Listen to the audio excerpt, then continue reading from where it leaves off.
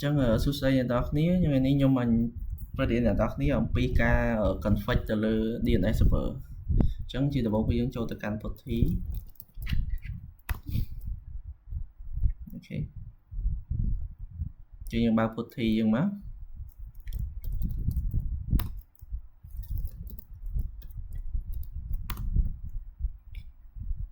អូខេ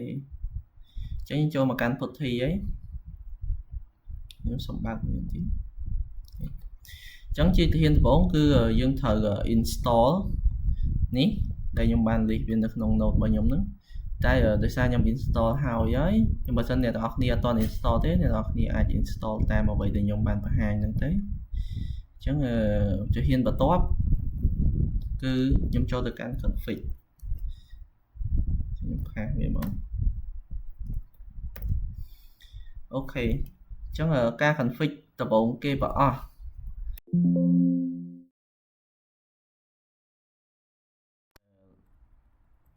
listen នេះវា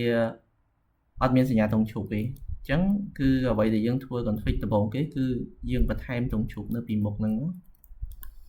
គឺវាហើយ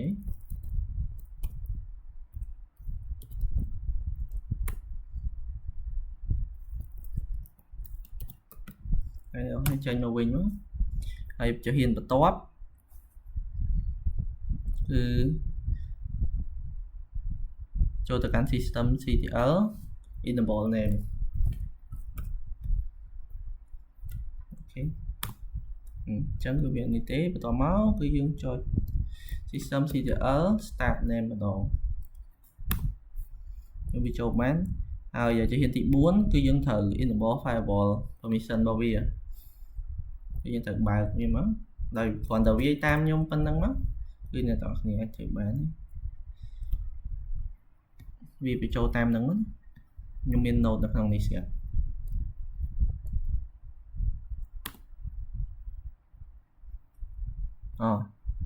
វាចេញ success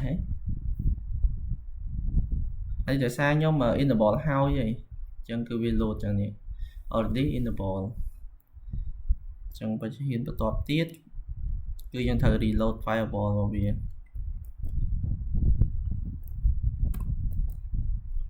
នេះដោយសារតែនេះអ្នកនរគ្នាវាអត់មានអីនៅក្នុងហ្នឹងណាតែអញ្ចឹងយើងត្រូវ insert មកបន្ថែមទៀត insert DNS IP នេះអញ្ចឹងដល់ពេលយើងចូល insert DNS IP ជាងជាហ៊ានបន្ទាប់គឺយើងត្រូវចូលទៅកាន់ network ដែលយើងចូលទៅ control panel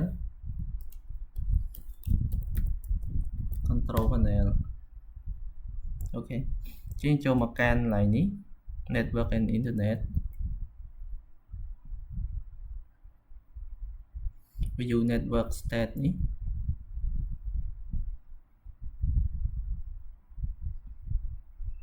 ហើយចូលកន្លែង change adapter setting អានេះជា Wi-Fi ដែលយើងប្រើអញ្ចឹងយើងប្រើ Wi-Fi ណាដូចជា Wi-Fi ទូរស័ព្ទឬក៏ Wi-Fi ផ្ទះ Wi-Fi សាលាអីចឹងយើងអាចចូល config ទៅយើងគ្រាន់តែ right click វាមកយើងចូលពាក្យ property ហើយយើងមើលកន្លែងនេះinternet protocol version 4អញ្ចឹងយើង double click មកអញ្ចឹងជាបន្ទាប់នៅដំបូងគឺវាចេញចេះតែយើងត្រូវយក IP របស់យើងហ្នឹងមកពេញនៅនេះអញ្ចឹង IP របស់ខ្ញុំគឺ192.168.7ហើយនឹងលេខ1ចឹងនេះជា IP របស់ខ្ញុំបើអ្នកទាំងអស់គ្នាដឹងថារកនៅកន្លែងណាទេអ្នកទាំងអស់គ្នាអាចចូលមកកាន់ putty យើងតែយើងវាយពាក្យ IP ADDO ចឹងអ្នកទាំងអស់គ្នានឹងឃើញនៅកន្លែងនេះអានេះជា IP នៅក្នុងម៉ាស៊ីនរបស់យើងណាចឹងបន្ទាប់ពីយើងដឹងហើយយើងវាយបញ្ចូល IP របស់យើងហើយយើងចុចពាក្យ OK ហ្នឹងចឹងអាចបិទវាបានទេហើយជាហ៊ានបន្ទាប់យើងត្រូវ start systemctl start name មកអូខេគឺវាដើរហើយចឹងយើងត្រូវ status របស់វាថាវាដំណើរការ active អត់អូខេចឹងដល់ពេលដែលយើងឃើញ active ហើយយើងថាយើងបានជោគជ័យខ្លះៗណាចឹងជាហ៊ានបន្ទាប់ទៀតគឺយើងអាច test បាននេះ can test DNS server ចឹងជាហ៊ានដែលយើងត្រូវ test គឺយើងចូលទៅកាន់ CMD ទៅ CMD ហើយយើងវាយពាក្យ ns lookup ហើយនឹង facebook.com ចឹងយើងចូលទៅកាន់ CMD មកអូខេចឹងយើងត្រូវវាយពាក្យដូចអ្វីដែលខ្ញុំបានសរសេរមិញហ្នឹងនេះ ns lookup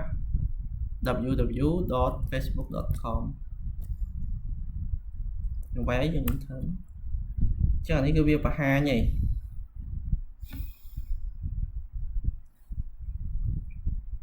ចឹងបន្ទាប់ពីហ្នឹងមកគឺយើងចូលទៅបង្កើត hosting domain ទៀតចឹងយើងវាយតាមនេះមក hosting domain ហ្នឹង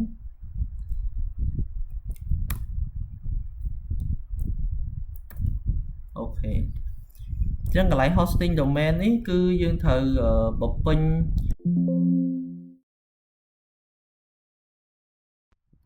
ចឹងកន្លែងដែលយើងបំពេញគឺនេះកន្លែង0នេះយើង scroll មកក្រោមឃើញពាក្យ0ហ្នឹងមកហើយអ្នកទាំងអស់គ្នានេះ copy កន្លែងនេះចូលមកកន្លែងនេះគឺជាឈ្មោះដែលអ្នកទាំងអស់គ្នាចង់ដាក់អញ្ចឹងនេះបើសម្រាប់ខ្ញុំដាក់ឈ្មោះខ្ញុំចូលមកឈ្មោះរបស់ខ្ញុំហើយកន្លែងនេះក៏ឈ្មោះខ្ញុំដូចគ្នាអញ្ចឹងឈ្មោះអ្នកទាំងអស់គ្នាគ្រាន់តែដូរកន្លែងហ្នឹងមកគឺបានហើយគឺយើងពេញនេះកន្លែងនេះហ្នឹងយើងពេញកន្លែងហ្នឹងបន្ទាប់ពីយើងពេញហើយយើងអាច save វាទៅហើយយើងចេញមកក្រៅវិញមកអូខេអញ្ចឹងបន្ទាប់ពីយើងពេញហើយអញ្ចឹងយើងត្រូវ restart វាម្ដងទៀតព្រោះរាល់ពេលពេញ config ហើយគឺយើងត្រូវ restart ដើម្បីចង់ដឹងថាពេលយើងពេញហ្នឹងវាមាន error កន្លែងណាអត់យើង restart មកអូខេគឺវាមាន error កន្លែងណាទេហើយបន្ទាប់មកគឺអ្នកនរគ្នាត្រូវទៅបង្កើត file មួយទៀត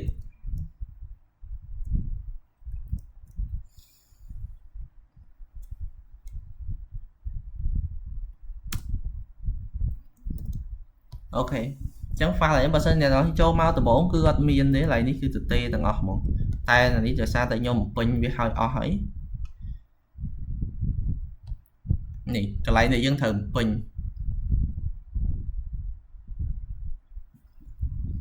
អូខេអញ្ចឹងកន្លែង IP នេះកន្លែង my IP ហ្នឹងគឺ IP របស់អ្នកនរគ្នាដែលយើងយកមិញពី CMD មិញហ្នឹង IP របស់ machine របស់យើងហ្នឹងយើងពេញចូលទៅក្នុងហ្នឹងទៅហើយអ្នកនរគ្នាវាចូលតាមខ្ញុំអញ្ចឹងមកគឺវាត្រូវហើយបន្ទាប់ពីយើងពេញឲ្យអស់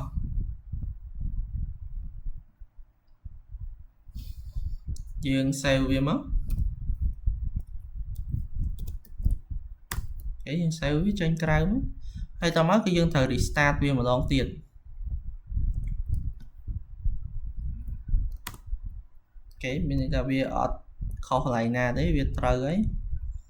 តពីយើង restart ហើយយើងអាច check 0បានទេអញ្ចឹង check 0អ្នកនរគ្នាវាយតាមនេះមកដើម្បី check 0អូខេ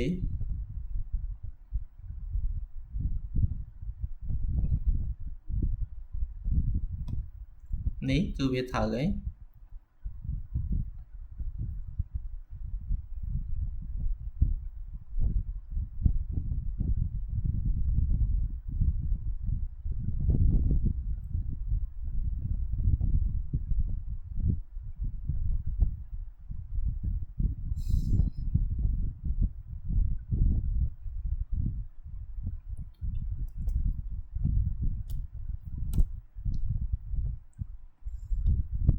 ហើយយើង start មក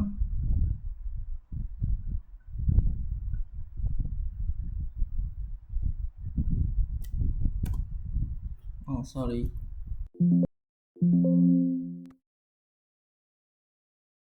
ចឹ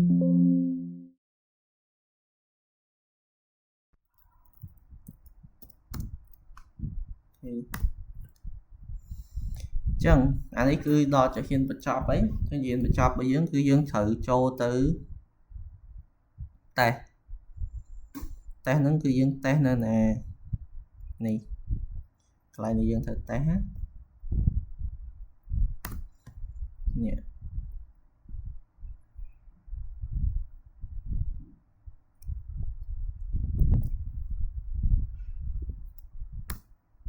ហើយអញ្ចឹងគឺវា load ពី OK អញ្ចឹងដល់ពេល load ពី OK ហ្នឹងគឺមានន័យថាយើងតេស្តទៅគឺបានជោគជ័យហើយអ្វីដែលយើងធ្វើហ្នឹងគឺវាជោគជ័យដូចគ្នាហើយជំហានចុងក្រោយគឺយើងទៅតេស្តនៅក្នុង CMD នេះ go to CMD ហើយពីនេះតេស្តអញ្ចឹងយើងតេស្តចុងក្រោយយើងចូលទៅកាន់ CMD មក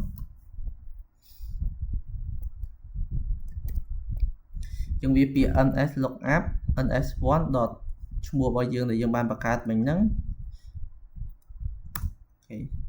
ចឹងដល់ពេលវាចេញពាក្យ unknown នេះខ្ញុំថាការតេស្តរបស់យើងគឺជោគជ័យហើយអានេះជា IP address របស់យើង